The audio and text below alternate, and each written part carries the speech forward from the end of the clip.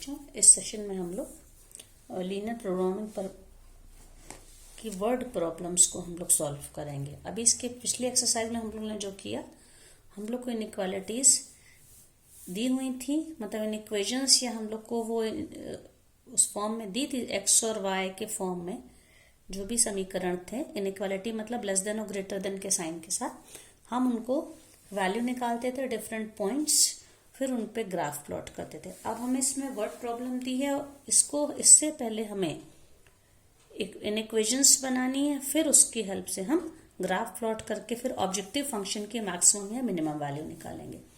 तो देखिए, जैसे ये क्वेश्चन है आपके एक्सरसाइज का, मैंने फर्स्ट क्वेश्चन ही लिया हुआ है कि Reshma wishes to mix two type of foods P and Q in such a way that the vitamins contents of the mixture contain at least 8 units of vitamin A and 11 units of vitamin B.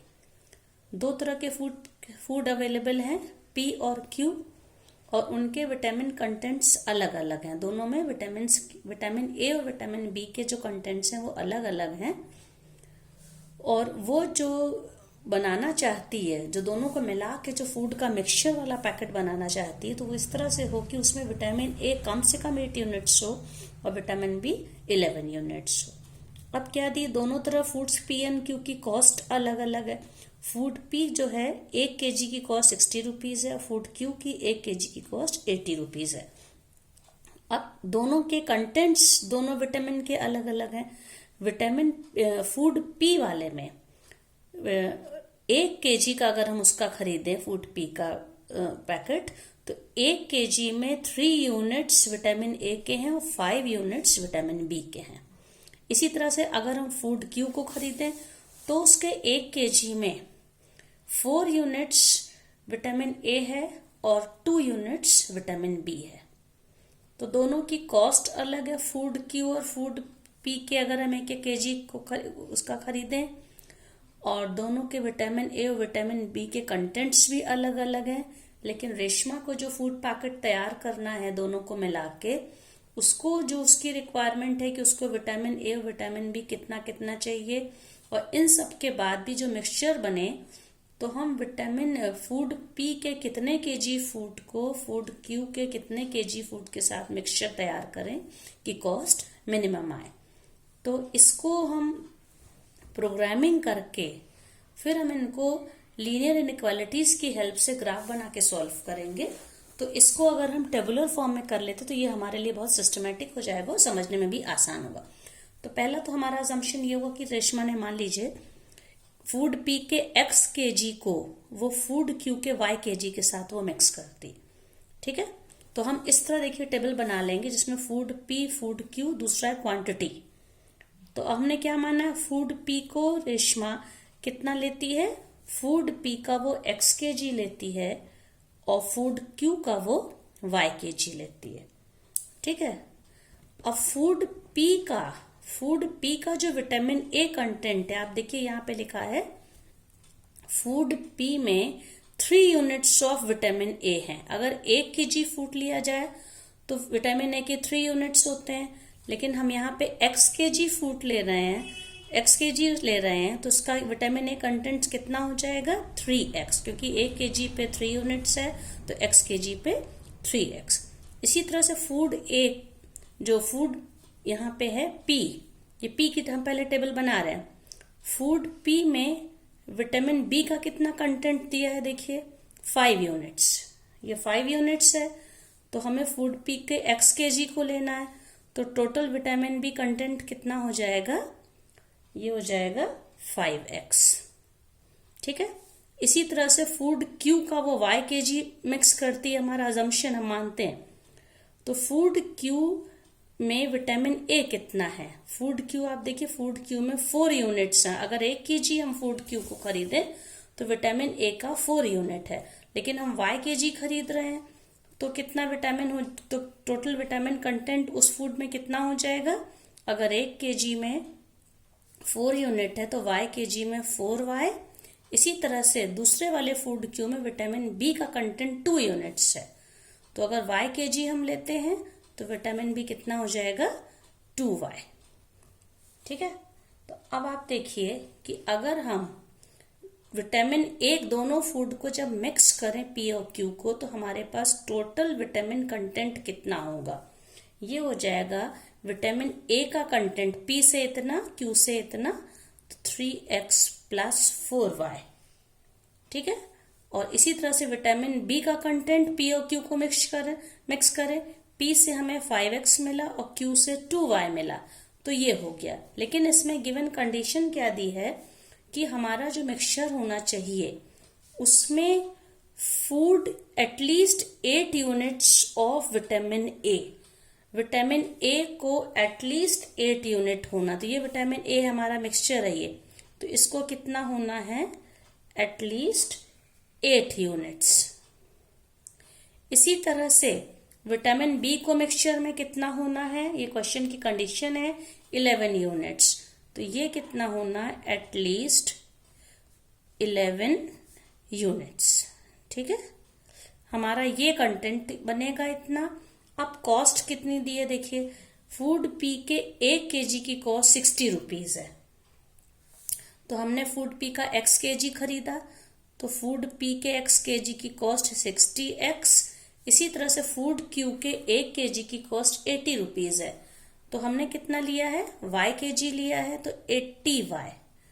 तो total cost जब दोनों का mixture लिया तो कितनी हो गई? 60x plus 80y।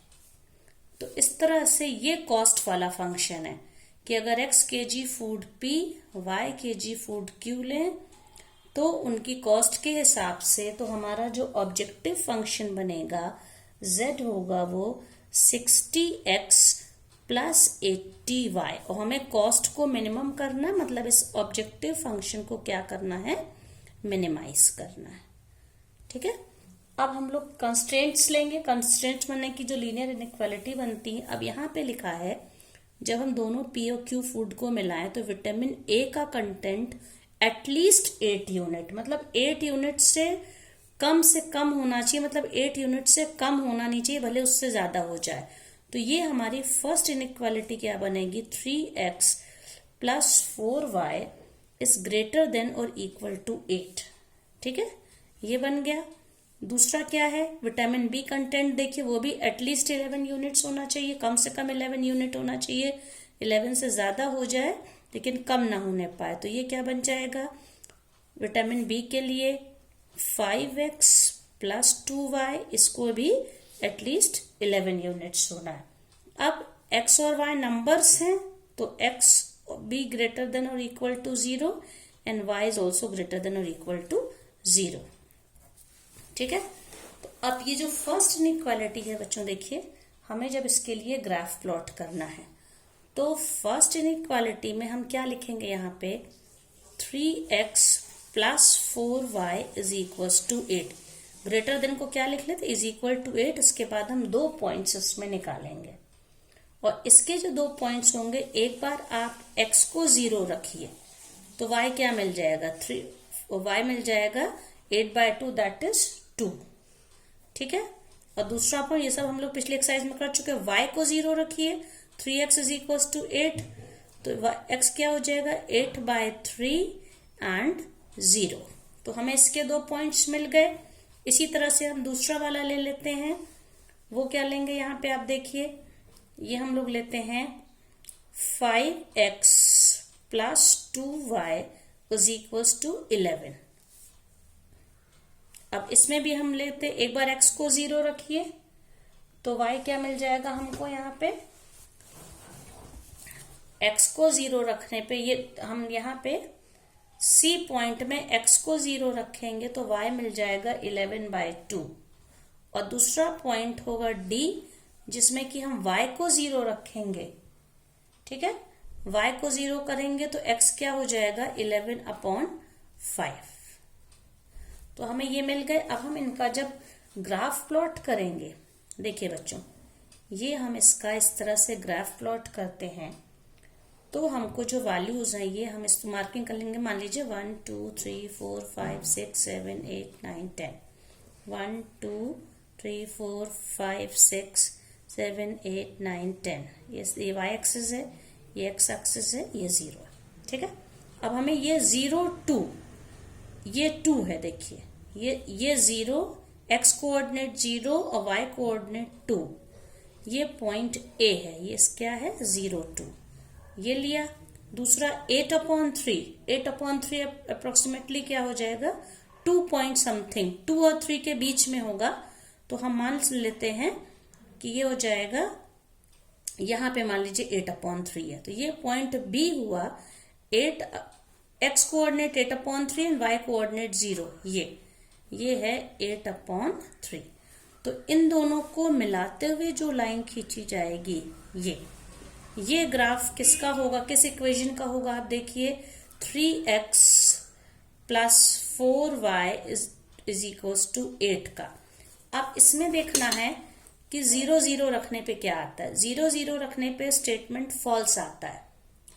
0, 0 is greater than 0, इसका मतलब इसका कौन सा रीजन होगा, ये वाला रीजन, जिसमें कि ओरिजिन इंक्लूडेड नहीं, मतलब दिस पोर्शन पूरा, आप देख सकते हैं बच्चों, ये पोर्शन इसका पूरा इसमें होगा।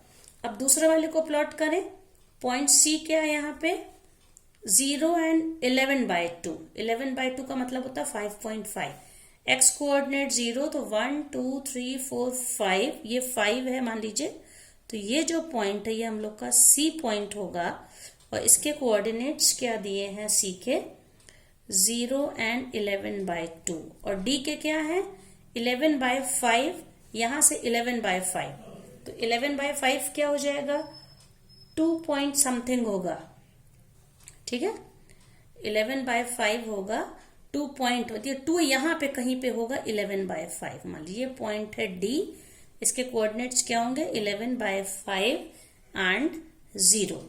तो इस पॉइंट को, ये पॉइंट जो हमारा है, ये पॉइंट और 11/2 कहां पे मिला था हमको, ये वाला, इनको और इनको C और D को जो लाइन मिलाएंगे, ये देखिए ये लाइन मिल रही है। तो अब इसमें भी अगर आप 0, 0 रखिए तो 0 इज ग्रेटर देन 11, जो कि स्टेटमेंट फॉल्स हो गया। मतलब इसका अगर फॉल्स स्टेटमेंट है तो वो रीजन लेना जिसमें ओरिजिन ना आता हो, मतलब कि इस लाइन का अगर हम ये हिस्सा लेते तो ओरिजिन आता, अब हमें कौन सा लेना होगा, ये हिस्सा। तो पूरा इसका ये, तो कॉमन पोर्शन कौन कौन से हुए देखिए बच्चों, यहाँ पे हम लोगों के ये पूरा अनबाउंडेड रीजन है, ये फिजिबल रीजन है।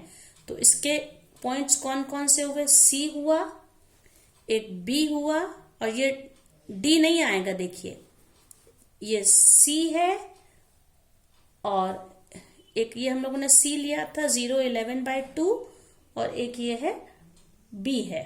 B को हम लोगों ने क्या बोला है, B कौन सा है 8/3 एंड 0। ये एक पॉइंट और हमें मिलेगा, इसको हम मान लेंगे E, जो कि इन दोनों ये 3x plus 4y is equals to 8 था, ये 5x plus 2y is equals to 11, इनका पॉइंट ऑफ इंटरसेक्शन होगा। तो फिजिबल रीजन या कॉमन रीजन में 3 कौन से पॉइंट है हम लोगों के, C है 0, 11/2, और कौन सा है, ये B है, B कौन सा पॉइंट है, B पॉइंट हम लोग का है 8/3, ये 8/3 एंड 0, 8/3 एंड 0, और एक पॉइंट ये E है, ये वाला, ये पॉइंट आप देखिए बच्चों E है, इसके कोऑर्डिनेट्स हमको निकालने होंगे। तो अगर हम इन दोनों ही इक्वेशन को, इसको और इसको सॉल्व करें, दो साइमल्टेनियस इक्वेशंस कैसे सॉल्व होती हैं ये सबको पता है, तो इसको सॉल्व करने पे क्या मिल जाएगा 2 एंड 1/2। तो B के कोऑर्डिनेट्स क्या हो गए, E के 2 एंड 1/2। तो हमें ये जो फिजिबल रीजन मिला है, ये सुसंगत क्षेत्र जिसको कहते हैं, ये स्ट्रक्चर देखिए मिला है, और इसका ये पोर्शन है। इस पोर्शन के लिए अब हमें 3 पॉइंट्स को हम इस ऑब्जेक्टिव फंक्शन में रखेंगे और इनकी मिनिमम वैल्यू, मिनिमाइज करना, इसको मिनिमम वैल्यू निकालेंगे। तो देखिए ये हमारे कॉर्नर पॉइंट्स कौन कौन से हो गए, कॉर्नर पॉइंट्स में हमारा है, एक हमारा पॉइंट था 8/3 एंड 0, दूसरा है 2 एंड 1/2, और तीसरा है 0 एंड 11/2। ठीक है, ये 3 कॉर्नर पॉइंट्स हैं, और यहाँ पे ऑब्जेक्टिव फंक्शन जो है वो z कौन सा है 60x प्लस 80y, तो अब हम इसमें अगर x की जगह पे हम 8/3 और y की जगह पे 0 रखें तो हमारा ऑब्जेक्टिव फंक्शन क्या हो जाएगा, x की वैल्यू आप 8/3 रख के सॉल्व करिए तो 160 मिलेगा। इसी तरह से x की वैल्यू 2 रखिए, 60 इंटू 2 प्लस 80 इंटू 1/2, तो ये भी सॉल्व करने पे हमें 160 मिलेगा। अगर हम x की जगह पे 0 और y की जगह पे 11/2 रखें तो ये हम वैल्यू मिलेगी 440। अब देखिए हमको इसमें इस फंक्शन को, कॉस्ट फंक्शन है ये कॉस्ट दोनों फूड पैकेट्स को मिला के आई है, उसको मिनिमाइज करना है। तो इन तीनों वैल्यू में 2 मिनिमम वैल्यू मिल रही है हमको, ये भी मिनिमम वैल्यू है और ये भी मिनिमम वैल्यू है। अब बच्चों अब हम ये बता चुके हैं आपको कि जब हमारा रीजन, यहाँ देखिए फिजिबल रीजन अनबाउंडेड होता है, अनबाउंडेड होता है तो ये मिनिमम वैल्यू ये है कि नहीं है, ये जो ऑब्जेक्टिव फंक्शन है ये मिनिमम वैल्यू हो भी सकती है और नहीं भी हो सकती है। इसको हम कैसे चेक करते हैं, इसके लिए हमको क्या करना पड़ेगा कि ये जो वैल्यू है ये 60x प्लस 80y मिनिमम होने के लिए इस वैल्यू को 160, मतलब ये मिनिमम वैल्यू से इसको लेस होना पड़ेगा। ये वैल्यू कौन सी है, 160, हम चेक करेंगे। ठीक है, तो अब आप देखिए अगर हम इसको सॉल्व करें, इस इनइक्वालिटी को अगर हम सॉल्व करें, हम 10 कॉमन ले लें, 10 नहीं 20 कॉमन ले लेते। 20 कॉमन लेने से क्या हो जाएगा, 3x, ये मिल जाएगा 4y इज लेस देन, 20 से डिवाइड करिए 8। अगर आप ध्यान दीजिए बच्चों, 3x प्लस 4y, ये हमारी एक इनइक्वालिटी यहाँ पे भी थी। देखिए 3x plus 4y is greater than or equal to 8, जिसका हम लोगों ने ये वाला प्लॉट किया था। ये सेम है, 3x plus 4y is greater than or equal to 8 हम लोगों के पास था, 3x plus 4y is greater than or equal to 8 था। और ये क्या है, 3x plus 4y is less than or equal to 8। तो अगर इसमें हम 0 0 रखते हैं तो 0 इज लेस देन 8, ये स्टेटमेंट ट्रू हो रहा है। तो इस इनइक्वालिटी का जब अगर हम ग्राफ प्लॉट करें, यहाँ पे 3x plus 4y is less than 8, इस वाले रीजन का आप देखिए, इस ग्राफ का वो हिस्सा होगा जो ओरिजिन जिसमें इंक्लूडेड, ये हिस्सा। ठीक है, फिजिबल रीजन, सुसंगत क्षेत्र कौन सा था हमारा, देखिए C, ये कौन सा पॉइंट था बच्चों, ये E है, ये CEB, और ये हमारा फिजिबल रीजन था। लेकिन हमारा ये जो ऑब्जेक्टिव फंक्शन से जो अभी हमें ग्राफ मिला उस मिनिमम वैल्यू रखने पे, वो 3x plus 4y is equal to 8 less than था, तो ये इसका इधर वाला हिस्सा था। तो हम देख रहे हैं कि फिजिबल रीजन के साथ 3x plus 4y is less than 8 का कोई भी कॉमन पोर्शन नहीं है, कॉमन पॉइंट नहीं है। इसका ये मतलब है कि जब कॉमन पॉइंट नहीं है तो फंक्शन की जो मिनिमम वैल्यू होगी वो क्या होगी, 160 होगी। और 2 मिनिमम वैल्यू मिल रही हैं, तो 8/3 एंड 0 एंड 2 एंड 1/2, इन दोनों को मिलाने वाली लाइन आप देखिए, 8/3 0 ये है, 2 एंड 1, ये जो EB, ये E है बच्चों, थोड़ा ये अनटाइडी हो गया है, ये पॉइंट E है एक्चुअली, ये वाला E और B दोनों पॉइंट पे मिनिमम वैल्यू हमको मिल रही है 160। तो इसको मिलाने वाली हर पॉइंट पे इसकी कॉस्ट जो होगी वो मिनिमम होगी।